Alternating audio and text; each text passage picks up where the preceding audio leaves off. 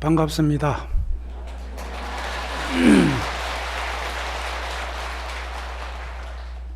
오늘 제가 맡은 품은 열애 출연품이라고 하는 37번째에 해당하는 부처님께서 어떻게 출연하시는가 하는 부분에 대한 말씀을 드리게 되었습니다. 저는 부산의 동명불원의 주지로 이제 한 3년째 이렇게 주지를 맡아 있습니다. 매주 불교대학 강의를 하면서 불자들하고 부처님 이야기를 이렇게 쭉 해보면 불교 경전이 너무 어렵다라는 생각을 하게 됩니다. 왜 어려운가 하니까 전부 한문으로 되어 있으니까 한문으로 된 것을 한문 세대는 그래도 좀 이것을 이해할 수가 있지만 그러지 못한 사람들은 한문에 있는 그 뜻을 알기가 우선 너무 어렵다는 사실이죠.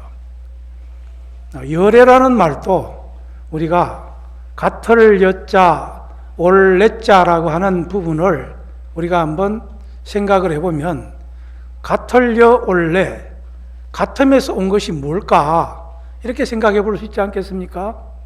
그러니까 그 말을 우선 이해를 해야 되지 않겠습니까?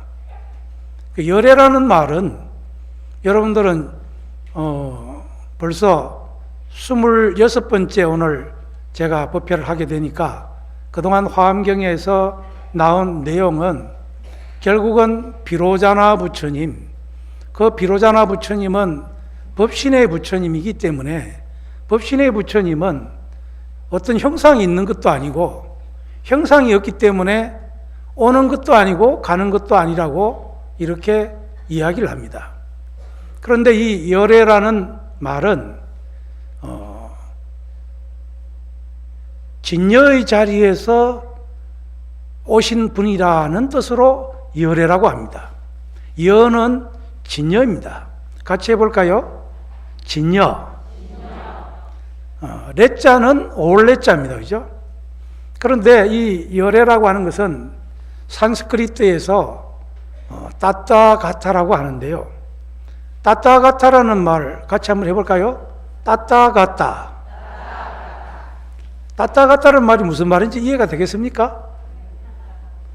그런데 따따가타라는 말도 이렇게 한번 풀어보면 따따타라는 말과 같다라는 말이 두 가지가 합해져 있는 말입니다. 그럼 따따타라는 말은 또 뭘까요? 그래서 우리가 불교대학에서 우리 불자들에게 이렇게 이야기를 합니다. 김국환의 노래 아시죠? 따따타라는 노래가 있습니다. 그 따따타라는 노래가 바로 법정 스님께서 부처님 경전에 있는 법구경에 있는 구절을 가사로 정리를 하시고 그래서 곡을 붙여서 만든 노래입니다.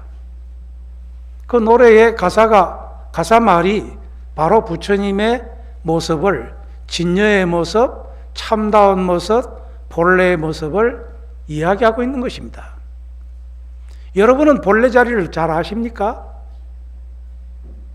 그래서 그 노래 가사 말이 그러지 않습니까? 내가 나를 모르는데 닌들 나를 알겠는가? 이 말이 무슨 말입니까? 여러분들 그러잖아요? 여러분들 아마 30년, 40년 부부로 산 사람들이 이렇게 이야기를 합니다. 나는 내가 눈만 끔찍해도 내 남편이 내가 무슨 생각을 하고 있는지 안다. 이렇게 자신하는 사람들이 있어요. 근데 실제로 그러면 그러냐? 그렇지 않습니다. 사람은 말하는 동물입니다. 그렇기 때문에 내 생각을 상대방에게 이야기하지 않으면 통 그 사람이 무슨 생각을 하고 있는지 알 수가 없는 것이 그게 진실입니다. 그런데 사람들은 착각을 하죠. 내가 오늘 생일인데 왜 내 주변에 있는 사람들은 나한테 생일 선물을 주지 않는가 라고 투정을 합니다. 근데 사실 생각해보면 내가 오늘 내 생일이라고 말을 하지 않았기 때문에 상대방은 오늘 생일인지 알 수가 없는 거예요. 우리 경상도 사람이 잘 하는 이야기가 있죠? 말 안 하는 것이 잘하는 걸로 생각합니다. 그죠? 회사에 갔다 오면 밥 먹었나? 아는 불 꺼라, 자자 이렇게 한다고 그러잖아요. 이래가지고는 전혀 의사소통이 되지 않습니다. 얼마 전에 뉴스를 보니까 60이 된 할머니라 그러면 안 되겠죠. 요새는 뭐 80 돼가지고 할머니라고 그래야 되는데 60 된 여자분이 남편이 이제 정년이 됐어요. 60이 돼서. 그러니까 이혼 소송을 하게 됐답니다. 이혼 소송한 이유가 뭐냐? 나도 이제 즐겁게 살고 싶다. 그래서 이혼 소송을 했다는 겁니다.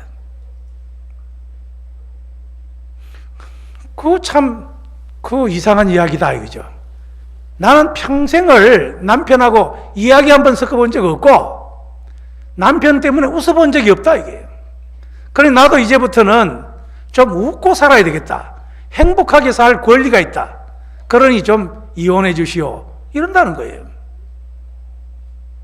그래서 그 뉴스를 본 패널이 이런 이야기를 했어요. 뭐라고 그러냐면 내 친구 가운데도 한 사람이 60이 돼서 리타이어를 했는데 마누라에게 이제는 좀 친절하게 해야 되겠다. 왜냐하면 월화수목금토 또 일요일날 있으면 회사 가야 되고 아내를 볼 여가가 없었기 때문에 아침부터 점심 저녁까지 맛있는 음식을 사주고 그리고는 또 한 달 동안 크루즈 여행을 다녀오고 또 매일 다니면서 선물도 사주고 이러면서 서비스를 잘했대요.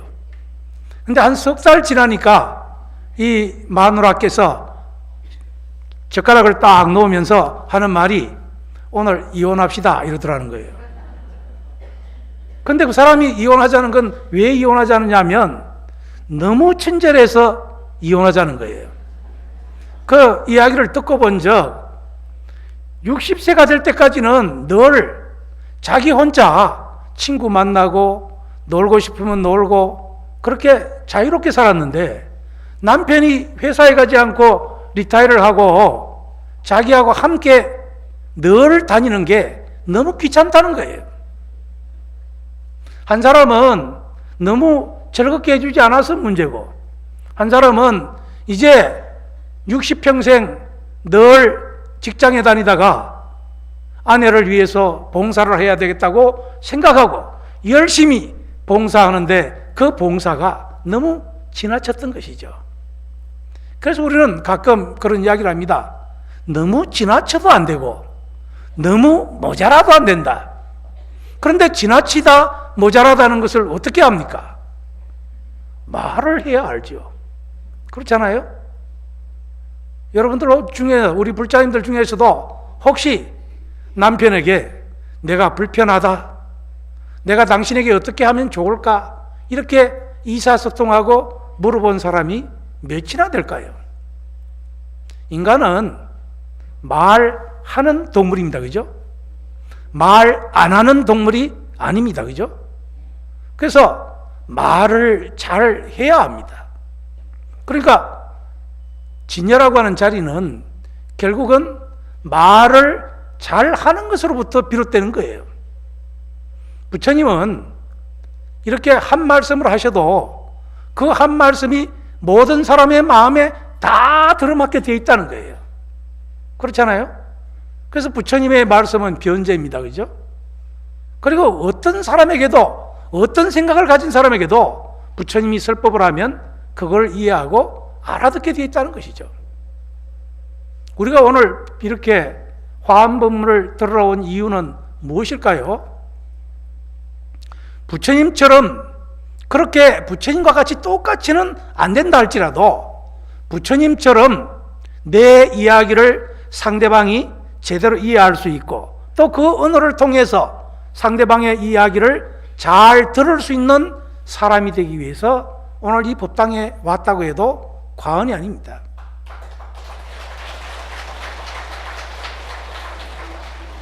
자, 그것이 바로 따뜻하라는 것이죠.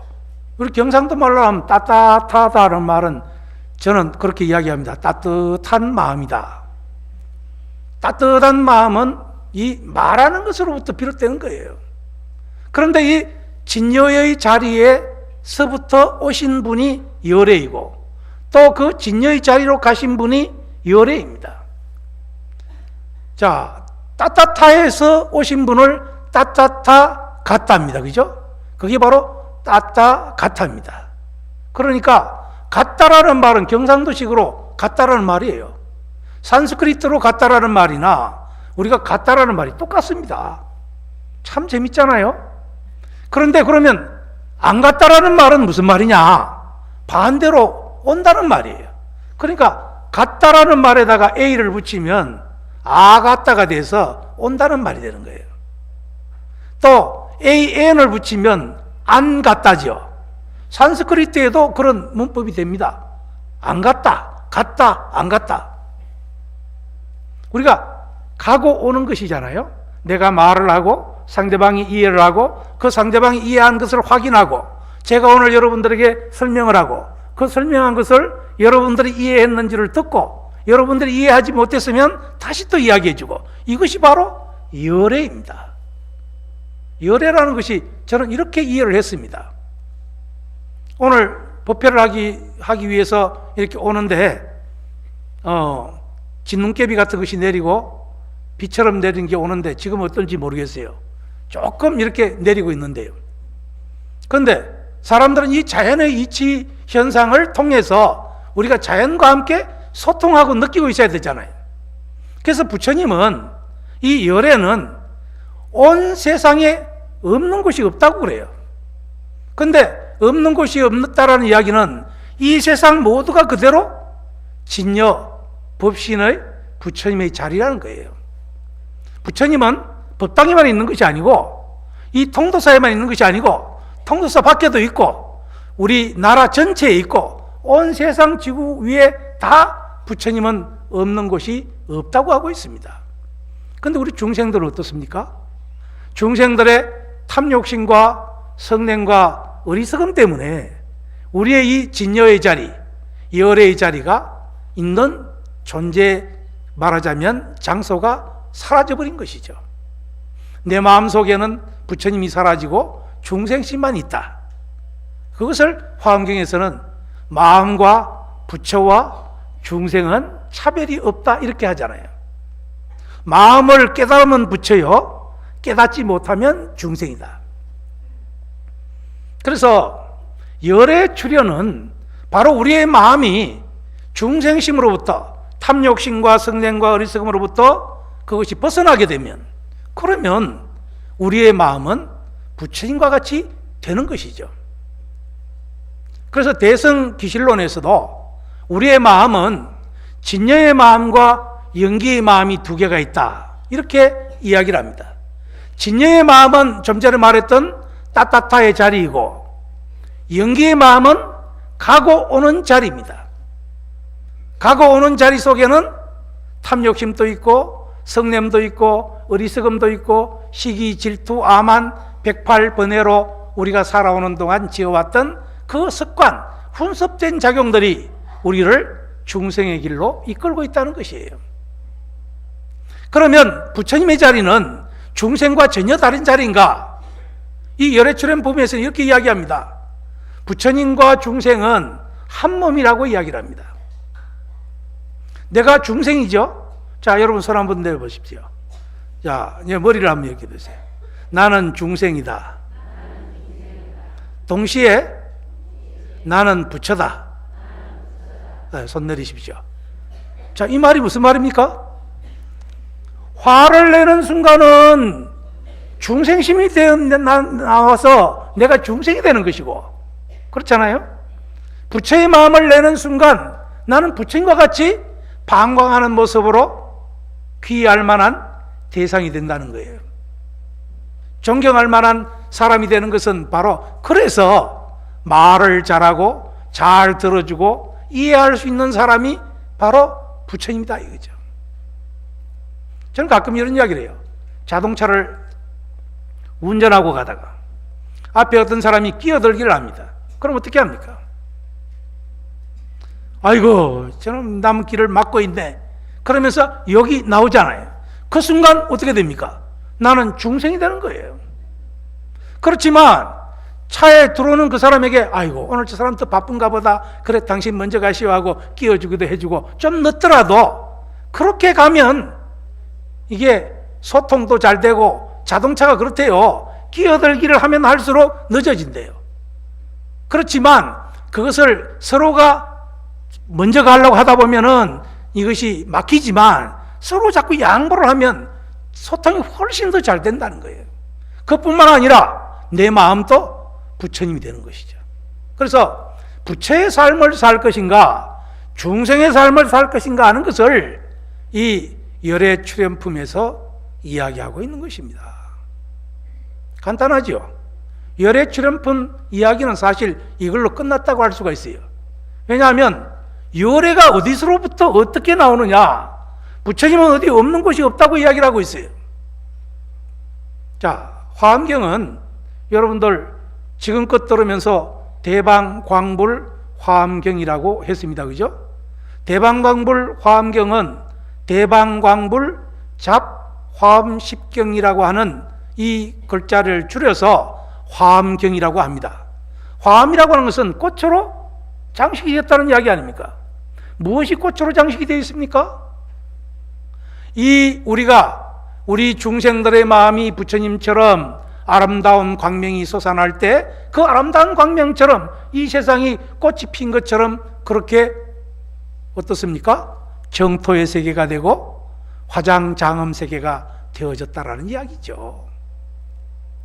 그러니까 부처님이 깨달음 얻으시고 처음으로 설법하신 게 뭡니까? 인도 사람들은 이 세상 모든 것이 고통스럽다고 이야기를 했습니다. 지금 또 남방불교에서는 불교의 목적이 뭐냐? 이고 등락, 떠날 이자, 고통, 괴로울 고자, 괴로움으로부터 떠나서 얻을 득자, 즐거울 낙자, 행복, 열반을 얻으려고 하는 것이다. 고통으로부터 벗어나서 열반을 이룬다, 이렇게 이야기합니다. 그런데 화엄경에서는 뭐라고 하느냐? 화엄경에서는 부처가 부처의 길을 가는 보살들에게 부처의 길을 설법하는 것이다. 이게 다른 거예요. 여러분은 이 화엄법회에 온 순간 나는 부처님으로서 이 대중에게 앉아있다고 해도 과언이 아닙니다.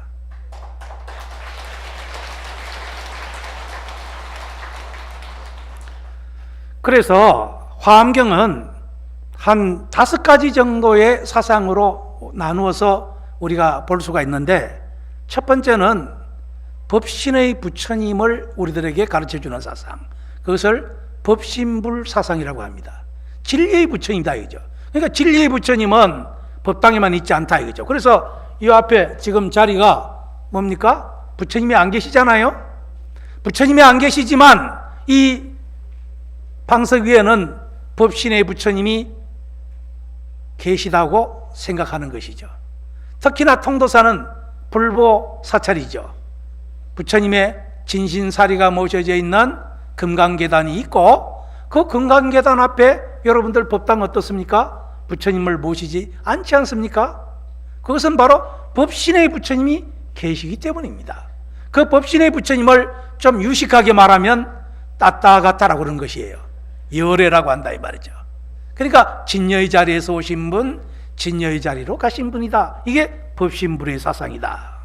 그러면 이 법신불의 사상을 이야기하기 위해서는 이 법신 부처님이 어떻게 만들어졌느냐, 어떻게 부처님이 되었느냐, 그것은 과거생으로부터 수없는 보살행을 통해서 공덕을 지었기 때문에 이 세상에 법신의 비로자나 광명의 부처님이 되셨다. 이게 바로 전생에 보살이 공덕을 쌓아서 이 생에 부처가 됐다라는 보살의 사상입니다. 또 그러면 전생의 보살만 부처의 공덕을 짓느냐? 이 생에 있는 우리 부처가 되려고 하는 보살들이 부처를 이루는 그런 보살행을 하도록 가르치는 것이 바로 이 화엄경 보살 사상입니다. 자, 보살은 산스크리트로 보디사트바라고 합니다. 여러분들 아시죠? 같이 해볼까요? 보디사트바. 보디라는 것은 깨달음입니다. 우리는 우리말로 하면 보리입니다. 보리라는 말이나 보디라는 말이나 똑같은 말입니다. 보리를 얻는다. 그리고 사트바라는 것은 중생입니다. 그래서 자, 중생이 어떻게 하면 깨달음을 얻을 수 있는가? 그래서 이 보살 사상에는 세 가지가 있어요. 자, 같이 해봅시다. 깨달을 중생, 깨달은 중생, 깨닫게 할 중생. 쉽잖아요. 보살이 이 세 가지 뜻이 있습니다. 그러니까 구도자라는 것은 우리가 초발심시 변정각이라고 처음 믿음을 내고 신심을 내면, 그러면 부처님의 법을 공부하겠다라는 기쁨이 우리 마음속에 싹 들어와서 나도 이제 부처님이 되는가 보다 라고 희망을 갖게 되죠. 이것을 우리는 서원이라고 그래요. 그걸 우리는 발언이라고 그러죠. 그래서 발보리심이라고 하지 않습니까? 내가 깨달음을 얻겠다라는 그 마음을 내는 것이죠. 그 깨달음을 얻겠다라고 낸 그 마음이 실천으로 갔을 때 그것을 우리는 보살행이라고 그런단 말이죠. 이 보살행은 대성보살의 육바라밀 행이 있고 화엄경에는 십바라밀의 행이 있다 이거죠. 그러니까 여섯 번째에 있는 보시지계 인욕정진 선정지혜 여섯 번째 지혜바라밀은 우리가 지혜를 얻는 것이죠. 그래서 깨달을 중생이 열심히 수행해서 지혜를 얻는다는 입장이고, 그 다음에 열 번째 지혜바라밀은 뭐냐? 그것은 십지보살이 말하자면 법운지에서 마지막 단계에 이르러서 부처가 되어서, 그러니까 깨달은 중생이 되어서 부처가 되어서, 깨달은 중생은 부처입니다. 그죠? 마음과 부처와 중생, 마음을 깨달으면 부처가 되고 깨닫지 못하면 중생이 되니까, 깨달은 중생은 중생들을 어여삐 여겨서 그들에게 부처의 길을 갈 수 있도록, 보살행을 할 수 있도록 이끌어주는 그런 역할을 하죠. 그래서 그 깨달은 중생이 말하자면 법의 비를 내리는, 중생들을 위해서 지혜를 베풀어내는 것을 우리는 그것을 열 번째 지바라밀이라고 합니다. 방편, 원, 역, 지바라밀이죠. 자, 그러면 중생을 제도하려면 적어도 우리가 깨달은 중생이 돼야 될 거 아니냐 이거죠. 그래서 열심히 우리가 보살행을 하고 열심히 수행을 하고 공부를 해나가는 것이죠. 여러분, 십바라밀 가운데 첫 번째가 뭡니까? 십바라밀 가운데 첫 번째가 보시라고도 할 수 있지만, 그렇죠, 보시바라밀이죠. 왜 보시바라밀일까요? 중생은 탐욕심이 많으니까 탐욕심을 바꾸어서 보시하는 마음을 내야 된다는 거예요. 그것이 바로 첫 번째 출발이죠. 또 우리가 십지 단계에서 첫 번째 단계가 무슨 단계입니까? 환희지. 이거 역시 똑똑하시네요. 26번째 날을 공부를 하니까 25일 동안 듣느라고 환희지는 잊어버릴 수가 없지요. 예, 보살이 서원을 세우면 막 환희심이 난다 이거죠. 그렇잖아요.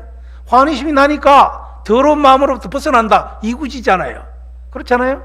그럼 이구지가 되면 그 다음에 뭐가 생깁니까? 그 다음 뭐 잊어버는가 봐. 예. 자, 이렇게 점점 나아가면서 우리들이 발광지가 되고 염해지가 되고 이렇게 되면 우리 스스로 광명이 솟아나게 되어 있는 것이죠. 그래서 화엄경은 이런 것들을 차례차례 정리해서 보살이 보살행을 해서 수행해 나가면 어떻게 될 수 있다는 것을 말하자면 부처님이 나타난 열의 출현품에 이러한 것들을 상세하게 설하고 있다라고 이렇게 말할 수가 있습니다. 그 다음에 유심 사상입니다. 모든 것은 마음이 만든다. 약인 용료지 삼세일체불 언간법계성 일체유심죠. 모든 것은 마음이 만들어낸 것이다. 그런데 이 마음이 만들어낸 것이다 그러면 우리 이웃 종교에서 말하면 하나님이 조물주가 모든 것을 만들었다, 이렇게 생각하는 것하고 다를 바 없잖아요. 그래서 여기서 마음이라고 하는 것은 그렇게 상대적인 마음이 아니라는 것입니다. 우리가 마음이라고 하는 것은 좀 전에 말했던 것처럼 중생심과 부처의 마음이 이 두 가지가 함께 있다라고 하는 것입니다. 예, 이것을 우리가 이해해야 되는 것이죠. 유식에서는 유식이 뭡니까? 모든 것은 우리의 인식이다. 우리의 마음이 모든 것을 만든다라는 것이죠. 그런데 우리의 마음은 중생심이다라는 데 착안을 해서 이야기를 합니다. 그래서 이것으로부터 발전한 것이 대승기실론에 가면 우리의 마음은 망심도 있지만 부처의 마음도 있다. 그 두 가지가 함께 섞여 있다. 그것을 진망화합식이다, 이렇게 이야기를 하는 거예요. 그러니까 여러분은 어떻습니까? 나는 부처이면서 중생이다. 여러분 지금까지 나는 중생이다, 나는 왜 이렇게 중생일까, 내가 참여를 해야지, 이렇게 생각했잖아요. 물론 그것도 수행의 한 방법입니다만 화엄경에서는 열애출행품에서 내가 바로 본래 부처다라는 사실을 가르쳐주고 있다는 것이죠. 그래, 유심사상, 또 법계 연기사상, 모든 것은 한 몸으로 이루어져 있다 이거죠. 그것이 바로 연기사상이고, 그 다음에 이제 마지막으로 쓰여지는 것이 뭐냐? 정토사상입니다.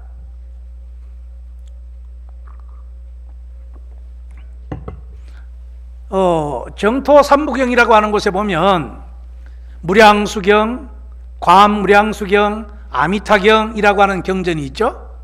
이 관무량수경에 보면 이런 이야기가 있어요. 저 시장 가운데서 생선을 팔던 사람도 부처님의 가르침이 뭔지를 모르고 살다가 옆에 지나가는 보살이 부처님을 믿고 부처님을 부르면 니도 극락세계 간다. 정말입니까?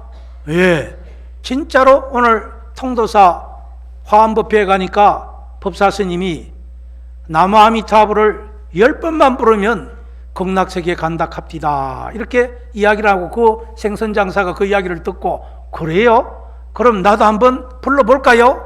하고 그 사람도 10번만 부르면 그 사람도 극락세계에 태어난다, 이렇게 가르쳐줘요. 그러니까 우리 오늘 오신 불자님들이 시장에 있는 불자님들이나 다른 사람들의 손을 잡고 우리 같이 나무아미타불을 부릅시다, 이러면 포교가 금방 되는 거예요. 자, 같이 한번 해볼까요?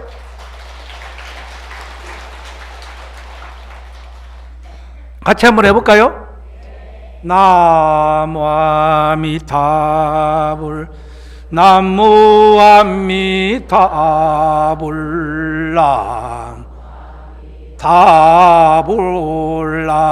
나무아미타 나무아미타불 나무아미타불 나무아미타불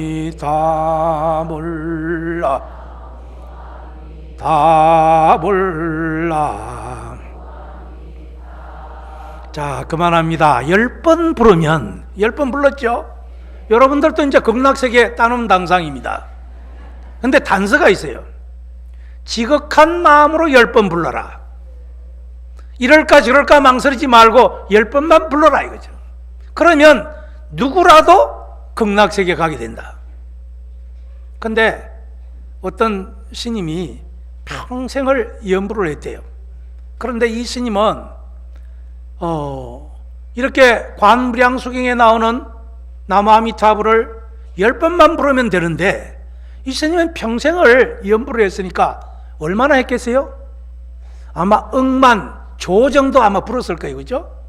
그런데 이 스님이 아무리 공부를 해도 머리가 나빠서 공부가 잘 안 돼. 그래서 하루는 절벽에 서가지고 내가 몸을 바꿔야 되겠다 하고 목탁을 치면서 연부를 하고 있었더래요. 그런데 사냥꾼이 사냥을 하러 왔다가 자기 사냥감이 도망가는 것을 보고 쫓아왔는데 스님이 서 있거든요. 스님, 내 사냥감이 어디로 간지 봤습니까? 아니, 내가 연부를 하는 사람이 그걸 어떻게 보느냐? 아니, 스님 왜 여기 있어서 연부를 합니까? 내가 말이야, 스님이 됐는데 평생을 공부했는데도 부처님의 가르침이 하나도 머리에 들어오지 않아. 아니, 스님도 이러는데 여러분 보살님들도 30년, 40년, 50년을 절에 다녔는데도 부처님의 가르침 잘 몰라. 그래서 몸 바꿔야 되겠다 이렇게 생각한 거죠.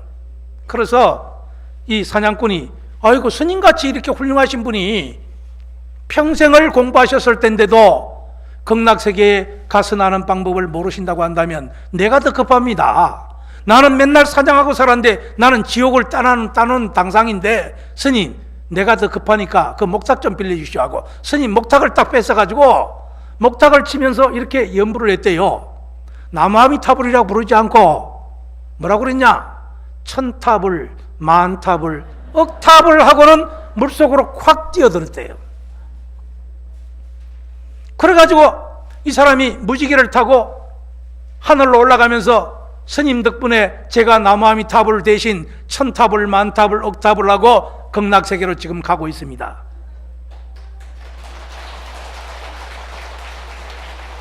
스님이 이때다 싶어가지고 물속으로 뛰어들었어요.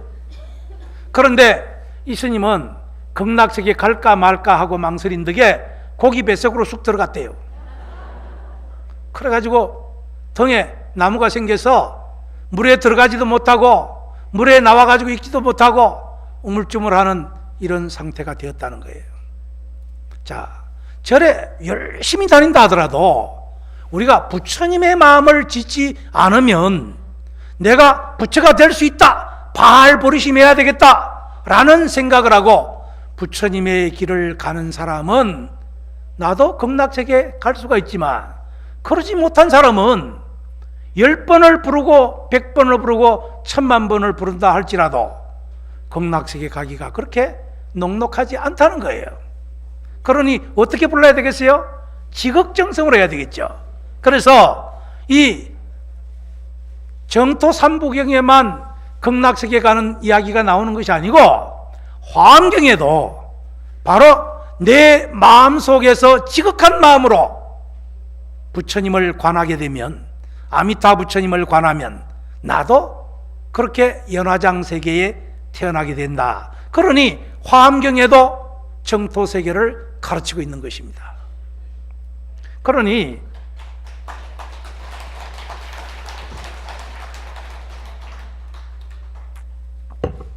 나무아미타불은요, 여러분들 어떻게 생각하십니까? 아미타 부처님이 어떤 부처님인지 잘 아십니까? 극락세계에 계시는 부처님이죠. 근데 극락세계에는 어떤 원이 세워져 있어요? 법장비구가 48가지 서원을 세워서 만들어 놓은 세계입니다. 그죠? 서쪽으로 10만억 국토를 지나서 있는 세계다. 그래서 서방정토 극락세계다. 근데 극락세계에 두 가지가 우리에게 유리한 게 있어요. 48가지가 있지만 그 중에서 대표적인 게 뭐냐? 그게 같이 해봅시다. 무량광불, 무량수불. 이게 두 가지입니다. 무량광불은 광명이 가득하다. 그것은 바로 비로자나 부처님처럼 광명의 부처님이라는 뜻이에요. 또 하나는 수명이 무량하다 이거죠. 이 생에서 공부하려고 보니까 생명이 짧아서 공부를 못한다 하는 사람이 있을까봐 극락세계는 영원히 살 수 있어요. 그러니까 열심히 공부해서 불태전의 보살이 되어서 극락세계는 물러나지 않기 때문에 부처님이 될 수가 있다는 거예요. 근데 여러분들 수명이 그렇게 요즘은 80세를 사니까 열심히 공부하면 부처가 안 될 수가 없어요. 그러면 얼마만큼 공부하면 되느냐? 제가 요즘 이렇게 여러 가지 자료를 찾아보니까 10,000시간만 투자하면 전문가가 된대요. 10,000시간. 10,000시간이면 얼마나 될까요? 하루에 8시간씩 한 3년 6개월 정도 하면 10,000시간이에요. 대학 4년 동안 열심히 하면 전문가가 되는 것처럼 우리 불자님들도 천일기도 정도 아마 하면, 그러면 여러분들도 10,000시간을 투자할 수 있지 않을까. 하긴 하루에 8시간씩 공부할 수가 없죠. 하루에 30분도 공부하기 힘든데, 그렇잖아요? 그렇지만 나도 오늘부터 열심히 원을 세워서 내가 불교의 전문가가 되겠다, 포교사가 되겠다, 깨달은 보살이 되겠다, 원을 세우고 열심히 수행하면 누구나가 부처가 됩니다. 그런데 이 화엄경에는 너무너무 재미있는 이야기가 있습니다. 무슨 이야기냐? 그렇게 10,000시간을 투자하지 않아도 초발심시 변정각, 그렇죠? 처음 내는 그 마음이 변하지 않으면 누구라도 부처가 될 수 있다. 그리고 그럼 부처님의 세계는 어디에 있느냐? 저 더러운 티끌 속에, 그 티끌 속에도 부처가 있다는 거예요. 이 티끌 속에 부처가 있다는 이야기는 보조국사 진울스님이 고려시대에 가나선을, 중국 송나라에 있는 대해종고 스님의 의록을 보면서 가나선을 공부하셨던 대해종고 스님의 가르침을 이어왔던 보조국사 진울스님, 고려시대에 우리 가나선을 우리나라에 말하자면 유통시킨 분, 그 보조국사 진울스님의 제자가 바로 진각해심 스님이에요. 여러분, 고려 때 여러분 무인시대라는 드라마 혹시 보셨습니까? 거기에 보면 우리가 외적을 물리치기 위해서 8만 대장경을 각판을 합니다. 그렇잖아요? 그럴 때에 살았던 분이 바로 이 보조국사 진울스님이에요. 근데 이 보조국사 진울스님이 이통연 장자가 쓴 신화엄합론에 나오는 이야기를 통해서 공부를 하면서 거기에서 깨달음을 얻게 됩니다. 그게 뭐냐? 부처는 법당이나 깨끗한 곳이나 특별한 곳에 있는 것이 아니고 중생들이 살고 있는 그 티끌 속에 부처의 마음이 있다라고 하는 것이죠. 그 말은 중생이라고 생각하는 우리 탐진치 중생의 마음 저 깊은 속곳에 부처의 불성이 거기에 살아 숨쉬고 있다는 사실입니다. 그러니 여러분이 다 그런 의미에서 부처를 불성을 갖고 있다, 일체 중생은 시류불성이라는 사실을 거기에서 이야기하고 있는 것입니다. 자, 그럼 그 이야기를 들어보면 나도 지금 부처다 이거죠. 그렇지만 부처이지만 중생도 함께 있다 이거죠. 그래서 여러분이 참여를 하는 거예요. 그래서 여러분들에게 제가 이렇게 이야기를 합니다. 그러나 화엄경에서 이도하는 바는 내가 중생이라고 생각하면 영원히 그 중생의 차를 벗을 수가 없다 이거죠. 그러니 나도 부처라는 자신감을 심어주기 위해서, 이 불성을 더 고치시기 위해서 부처의 입장에서 보살에게 부처될 가르침을 설해주는 것이 화엄경이다. 특히나 열애출연품에서 그것을 강조하고 있습니다. 그래서 이 열애출연품은 바로 여러분들이 바로 스스로 부처라는 사실을 가르쳐주고 있다. 자, 이 대방광불 화엄경은 이 부처님이 깨달음을 얻고 난 후에 인도 사람들은 이 세상이 고통스럽다고 생각했어요.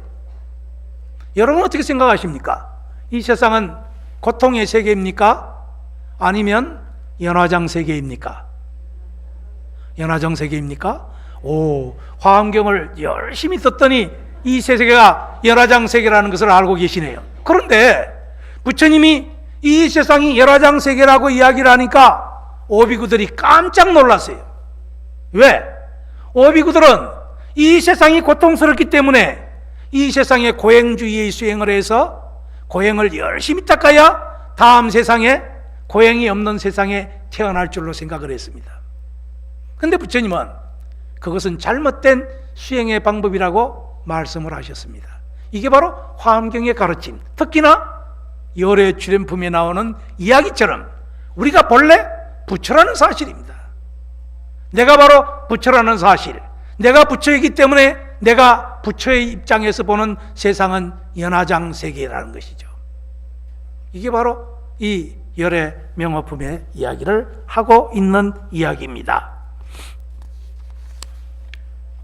자, 제가 이제 법신불 사상 이야기를 했는데 시간이 이제 약속된 시간이 한 8분 정도 남았어요. 너무 빨리 지나가니까 하고 싶은 이야기를 다 할 수가 없겠지만 어쨌든 제가 할 수 있는 한 여러분들에게 말씀을 드리겠습니다. 법신 부처님의 사상 가운데 첫 번째, 이 비로자나 부처님은 어떤 모양인가? 모양이 없는 모양이래요. 그래서 무상입니다. 자, 같이 해봅시다. 무상의 부처님, 무색의 부처님. 왜냐하면 법신의 부처님은 상이 없고 색깔이 없습니다. 그러니까 상이 없고 색깔이 없으니까 온 세상에 두루두루한 것이죠. 태양이 색깔이 있습니까? 물론 태양은 여러분들이 나름대로 그림을 그릴 때는 여러 가지 색깔을 칠합니다만 태양의 색깔은 없습니다. 그리고 태양은 모양이 없습니다. 온 세상에 두루 편재해 있습니다. 두 번째, 법신 부처님은 없는 곳이 없다. 그래서 무소부재입니다. 같이 해봅시다. 무소부재, 무소부주. 부재, 부주는 똑같은 말입니다. 그죠? 주하지 않는 바가 없다. 그래서 여러분들 주련에 보면 이런 말이 있잖아요.